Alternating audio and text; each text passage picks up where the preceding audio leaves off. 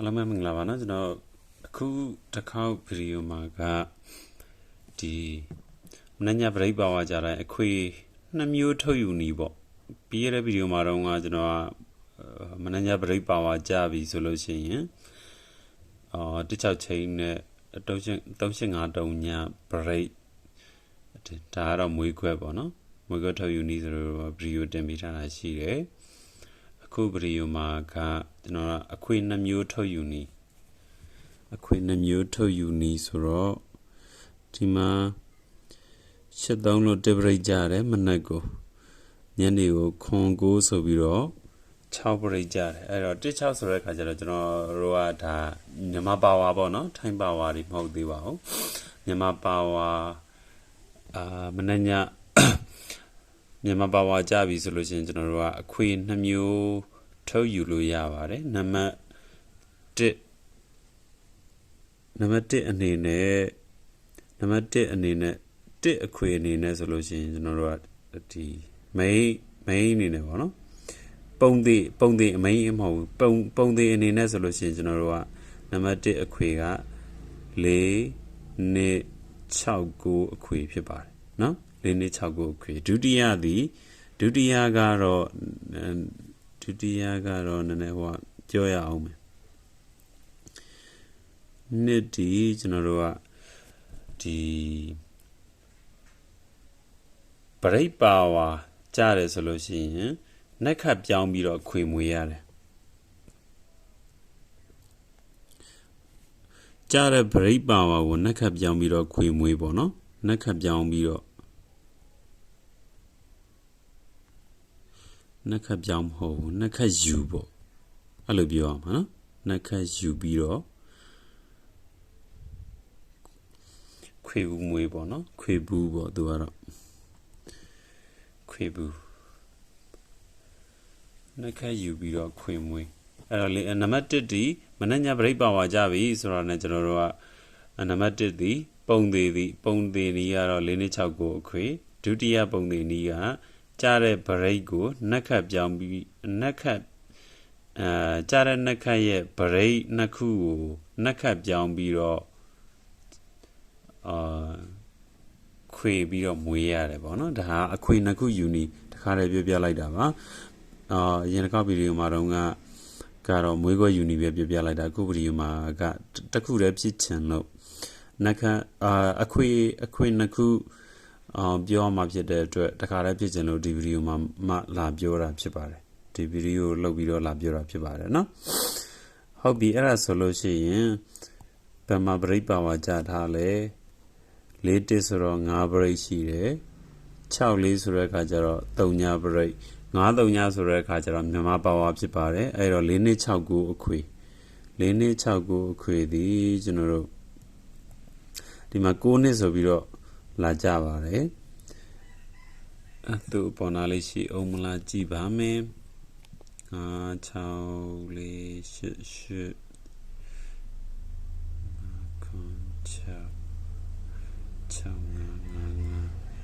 8ဆိုလို့ရှိရင်ဒီမှာတော့မရှိတော့ဘူးဒီနားလေးမှာမရှိတော့ဘူးဆိုတဲ့အခါကျတော့ကလန်ဒါလေးတစ်ချက်သွားကြည့်မယ်နော်အဲ့ဒါမှတ်ထားဖို့တခါတည်းမှတ်ပြီးတော့တိုက်ချင်တိုက်ကြည့်ပေါ့နော်နံပါတ်1ဒီမနက်ညပရိတ်ပါဝါကြတိုင်းနံပါတ်1ဒီ4 2 6 9အခွေဖြစ်ပါတယ်နံပါတ်2ဒီကြားတဲ့ပရိတ်ကိုနှက်ခတ်ယူပြီးတော့လေးလုံးအခွေဘူးတစ်ခုဖြစ်ပါတယ်နော်ဟုတ်ပြီအဲ့ဒါဆိုလို့ရှိရင်ကျွန်တော်တို့ဒီမှာသွားကြည့်အေ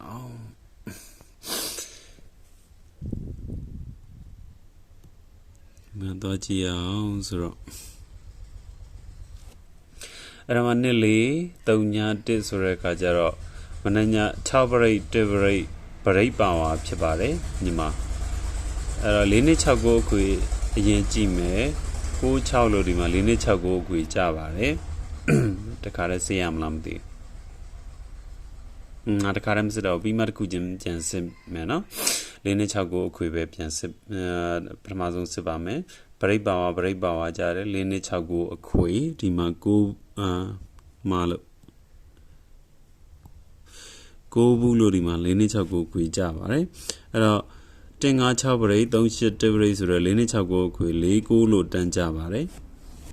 4 9တန်းကြပါတယ်အဲ့တော့ကျွန်တော်တို့ဒီမှာ6 6 2ပရိတ်6 1ခွန်ပရိတ်2ခွန်ပရိတ်ဆိုတဲ့အခါကျတော့ကျွန်တော်တို့မနညပရိတ်ပါဝါဖြစ်ပါတယ်မြန်မာလိုအဲ့တော့4နဲ့6ကိုအခွေသည်ဒီမှာ2 9ဆိုပြီးတော့ကြပါတယ်အဲ့တော့9 1 6ပရိတ်4ခွန်1ပရိတ်မြန်မာလိုမနညပရိတ်ပါဝါဖြစ်ပါတယ်ပရိတ်ပါဝါဖြစ်တော့4နဲ့6ကိုအခွေ4နဲ့6ကိုအခွေဒီမှာမှလာကြပါတယ်เนาะဒီမှာမှလာကြတယ်တပတ်ကျော်သွားတယ်ပေါ့နော်မူဆန္ဒပရိမှာလည်းပြောလိုက်ပါတယ်မူကမူဝဲဖြစ်ပါတယ်နောက်ကြပေမဲ့မလာဘူးဆိုတာမရှိတဲ့မူမျိုးကိုပဲပြပေးခြင်းဖြစ်ပါတယ်ပြတ်သွားတဲ့မူမျိုးမပြပါဘူးတခုနားလဲထားရမှာဘာလဲဆိုလို့ရှိရင်နောက်ကြတတ်တယ်တခါတလေပြောရနော်တခါတလေနောက်ကြတတ်တယ်ဆိုတော့အသိလေးတော့ရှိသေးချင်ပါတယ်မဟုတ်လို့ရှိရင်ဆွဲလိုက်ပြီးတော့ခံရမှမျိုးတွေအဲ့ဒါမျိုးတွေဖြစ်တတ်ပါတယ်အဲ့မှာမနညပရိတ်ပါအောင်ဖြစ်တဲ့3 8ပရိတ်3 8ပရိတ်9 4ပရိတ်ဆို4နဲ့6ကိုခွေ9လေးဆိုပြီးတော့4နဲ့6ကိုခွေကြပါတယ်ပြီးတော့condition rate နဲ့3 break မနည break power ကြပါတယ်ဒီမှာ6 6ဆိုပြီးတော့ကြပါတယ်အဲ့တော့မနည break power ပြန်ဖြစ်တယ်4နဲ့6ကိုခွင်2ပူးဆိုပြီးတော့ဒီမှာလာကြပါတယ်เนาะဒီဆို2ပူးဆိုပြီးတော့လာကြတယ်အဲ့ဒီတော့ကဒီမှာ6ခွန်3 break 1ခွန်8 break ဆိုတဲ့အခါကျတော့3 8မနည break power ဖြစ်ပါတယ်4နဲ့6ကိုခွင်2 6ဆိုပြီးတော့လာကြပါတယ်ပြီးတော့ဒီမှာ1 6 8 4မနည9 break ဆိုပြီးတော့မြန်မာပါဝါ break ပါဝါကြပါတယ်အဲတော့4နဲ့6ကိုကွေ2 6ဆိုပြီးတော့လာကြပါတယ်ဒီမှာခွန်4 break 4 5 9 break ဆိုတဲ့အခါကျတော့4 9မနည break ပါဝါကြပါတယ်4နဲ့6ကိုအခွေဒီမှာမလာဘူးဒီမှာမှ4ဘူးဆိုပြီးတော့လာကြပါတယ်ဒါ4နဲ့6ကိုအခွေပါနော်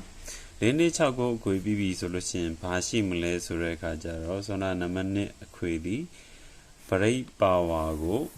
ကြားတဲ့ break ကို break power ကြပြီဆိုလို့ရှိရင်ကြားတဲ့မနက်ည break power ကိုနှက်ခတ်ပြောင်းပြီးတော့ယူရတယ်နော်အဲ့တော့3ဆိုတဲ့ဒီမှာ3ဆိုတဲ့ကကျတော့3နှက်ခတ်5 8ဆိုတဲ့ကကျတော့8နှက်ခတ်1 3 5 1 8 3 5 8 1အခွေဒီမှာ5 3ကြားတယ်အဲ့တော့ခွန်ရဲ့နှက်ခတ်ဒီ3ည2ရဲ့နှက်ခတ်ဒီ4ခွန်3ည2 4အခွေခွန်3ည2 4ခွေဒီမှာကြပါတယ်ခွန်3ည2 4ခွေကြပြီဟုတ်ပြီဒီမှာ4ရဲ့နှက်ခတ်ဒီ2 9ရဲ့နှက်ခတ်ဒီ6 4နဲ့6ကိုအခွေ4နဲ့6 4နဲ့9 6အခွေပေါ့နော်4နဲ့9 6အခွေဒီမှာ4 4ဆိုပြီးတော့ကြတယ်လို့ပြောရပါမယ်နောက်တစ်ခါ3နှက်ခတ်5 8နှက်ခတ်1 3 5 1 8အခွေ3 5 1 8ခွေဒီမှာ3 5လို့ကြပါတယ်နောက်တစ်ခါ9နှက်ခတ်6 9 5ဆိုတော့4 4နှက်ခတ်2 9 6 4နှစ်အခွေဒီမှာ6 4ဆိုပြီးတော့ပြောလို့ရပါတယ်နောက်တစ်ခါခွန်တစ်ဆိုတော့8နှက်ခတ်ဒီ1နှစ်ဆိုတော့3နှက်ခတ်ဒီ5 8 1 3 5အခွေ8 1 3 5အခွေဒီမှာ1ပူးကြတယ်လို့ပြောလို့ရပါတယ်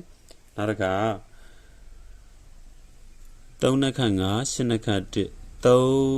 5 8 1အခွေ3 5 8 1အခွေ3 5 8 1အခွေဘယ်မှာကြာမလဲ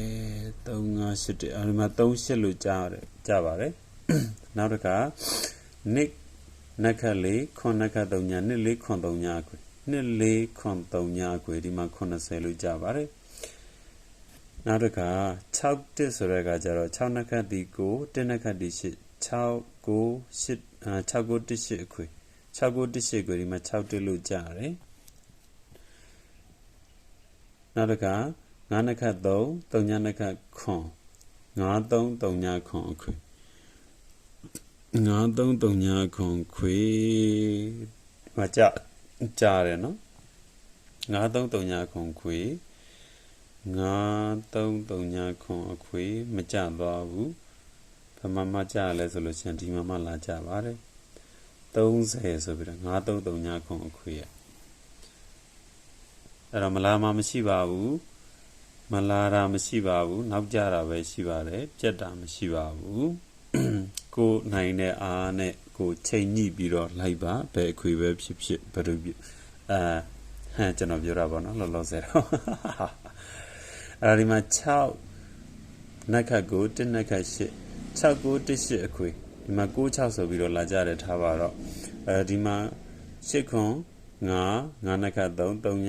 ညနက်ခတ်ခွန်9 3 3ညခွန်ခွေဒီမှာ9 3ညလို့လာကြတယ်နောက်တစ်ခါဒီမှာပရိပါဝါပြန်ဖြစ်တယ်9 3 3ညခွန်အခွေပဲ9 3 3ညခွန်အခွေဒီမှာ90လို့လာကြတယ်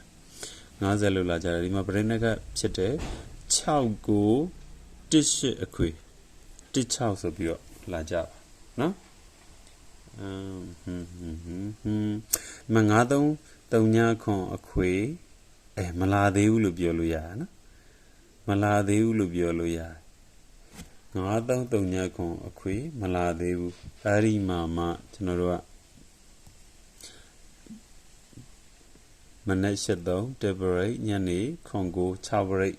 ဆိုတဲ့အခါကျတော့16ဒီမြန်မာပါဝါဖြစ်တဲ့အတွက်မနက်ည break ပါဝါလို့ပြောလို့ရပြီ break ပါဝါဖြစ်တယ်ဆိုလို့ရှိရင်